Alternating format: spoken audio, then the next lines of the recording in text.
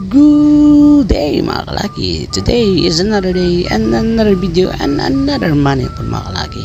So mo ni mga kalaki ang gibat sa itong mekaniko, nag-ili siya og chain set sa motor, tapos ato lang pong i-explain nung sa mga signs nga need na siya ilisan. So una mga kalaki, luag na ang chain bisan og i-adjust na, tapos naidaghan nga play or slack, dako na ang movement sa kadina og dili na smooth ang dagan, kinahanglan nga ilisan na siya. Tapos nakita sad sa atong mekaniko nga naay uneven wear sa yang kadina o sprocket.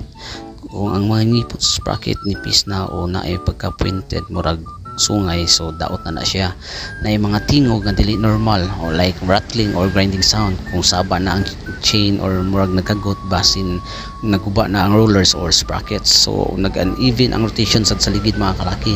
Tapos naay taya o dry na ang chain. So kung na-experience sa bisan unsa nga mga timailhan nga akong gisulti mga kalaki, mas maayo nga ilisan na ang chain set aron malikayan ang kadaot sa makina o mas luwas ang imong pagbiyahe. So amping ta kanunay mga kalaki.